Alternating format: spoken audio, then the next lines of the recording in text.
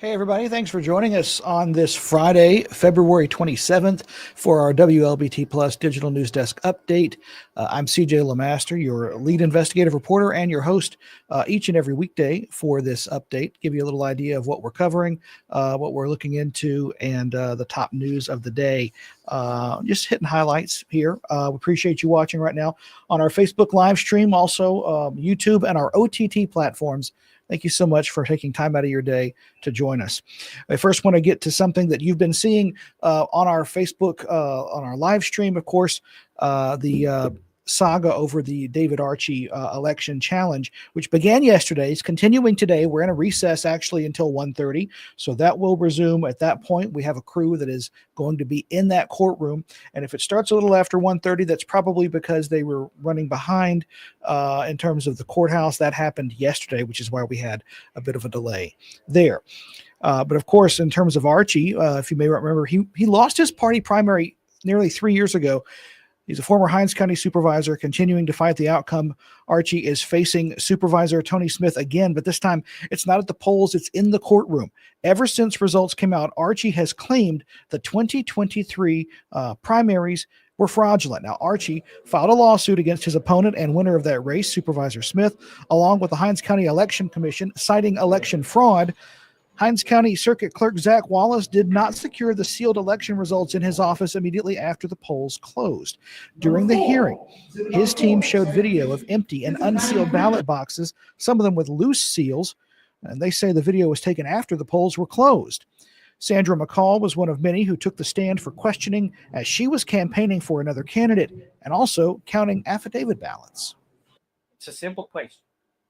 You were working and counting ballots for a candidate that you were representing as his manager, yes or no? I was counting affidavit ballots. Yes, and those ballots would have been, and they would have included people for Eddie Fair, just like it did include every other candidate, correct? Correct. Now, Wallace took the stand yesterday. He says although ballots were not in his office, they were in a secure location. Several other witnesses testified during the hearing, including Hinds County Election Commissioner Jamel Clark. Now, a decision, again, has not been reached on whether the election will be thrown out.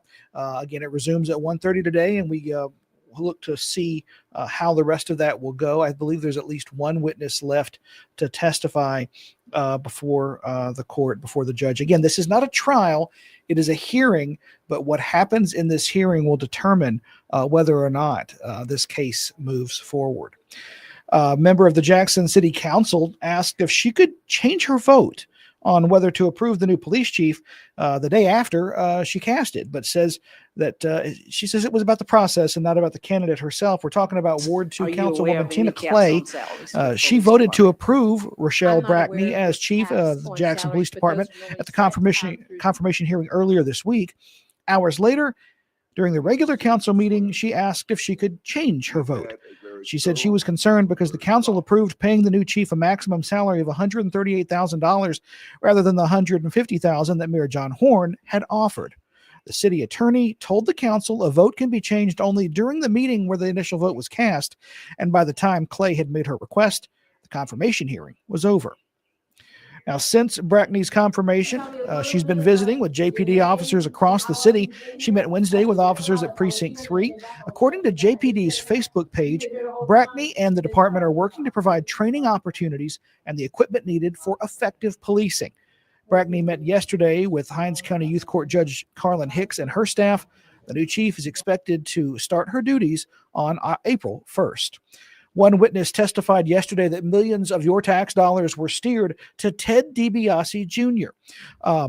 Instead of going to needy families. The former pro wrestler faces multiple charges, felony charges in the state's only trial concerning the welfare scandal. Another witness who pleaded guilty in the case took the stand yesterday describing how and why she gave DiBiase the money here. 3 on Your Side's Quentin Smith with a full recap from yesterday's proceedings. Day 11 of this trial saw Christy Webb take the stand, and she admitted the contract she gave Ted DiBiase Jr. were fraudulent. See, she operated the Family Resource Center of North Mississippi. Her nonprofit was in charge of giving out millions of dollars in grant money to organizations all across the state. Webb testified that she gave DiBiase's companies 4 contracts. Here's the breakdown. The first payment was in the amount of $250,000. It was for work to be done in June 2017 to September of that same year. Along with that cash advance, the contract also called for DiBiase to receive $250,000 annually for the next 4 years. The second contract was for $500,000. That was in May of 2018. Then, just 1 week later, the former pro wrestler received a contract for $497,000. Then, a month later, DiBiase received another contract for $1 million. That was in June of 2018. Altogether, the contracts were worth more than $3.2 million. While on the witness stand, Webb told the jury DiBiase did not fulfill the duties of his contract and that she was ordered to give him the contracts, so she followed those instructions. According to Webb, that order came from John Davis, who's the former head of the Department of Human Services. Webb testified that if she did not give DiBiase the contracts, she feared Davis would cut off the funding from her organization. However, the defense maintains DiBiase did nothing wrong and that he did legitimate services with the contracts he was given. And speaking of the defense attorney, Scott Gilbert made a surprise return to the courtroom. You may remember he became ill back in January, and as a result, the trial was paused for more than a month. Webb is set to take the witness stand to continue testifying when things pick back up Friday morning. Reporting outside the federal courthouse, I'm Quentin Smith. And again, our Quentin Smith is in federal court right now. And again, I know we're showing you something from the recap that happened yesterday, but we just want to give you complete context for what's going on in the case. And of course, he'll have a full recap on today's events in our early evening newscasts. I got Jan Gibbons-Hendon saying, good morning, everyone. Looks like it's going to be a beautiful day.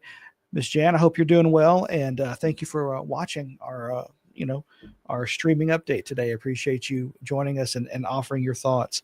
We want to tell you about the latest in the ransomware attack at UMMC. It's been now more than a week since it happened. And if you wondered about what's going on there, you're not alone. We've been asking the same questions, and we're being directed to the hospital's social media for updates on information. The hospital itself not giving any direct interviews to us since this happened and since the press conference that initially took place that time. In the meantime, we checked in with a cybersecurity expert to understand what this breach could mean. Many are asking about the timeline. The CEO of the solutions team says it's normal for data recovery and risk assessments to take time after a ransomware attack. He also notes personal information may have been affected in past attacks without becoming public. Very often, people don't know that their healthcare organization has been compromised, and a good healthcare organization should, under federal regulations, notify you and make it public. But depending on the size of the breach, they're not always required to let you know that there's been a compromise. Now, looking back at the 2023 ransomware attack at Singing River Health System, patients received letters advising them to monitor their credit reports for suspicious activity and consider a free credit report or placing a security freeze as a precaution. But so far, UMMC has not confirmed whether any patient information was compromised in this incident. We want to end on a positive note today. JSU's Sonic Boom of the South is playing a role in getting fans into theaters for a new movie about Michael Jackson. A promotional video for the movie Michael features the famed marching band. A film crew from Lionsgate came to town to film the band playing one of Jackson's hits from the early 80s, Don't Stop Till You Get Enough. You can see that video here. Movie, of course, about the life and legacy of the pop icon who rose to international fame. We actually spelled out Michael, and then we spelled out Jackson, and then we spelled out King of Pop.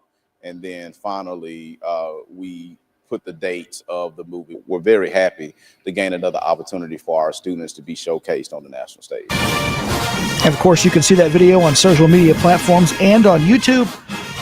The movie is set to be in theaters April 24th. That's really cool. How about that?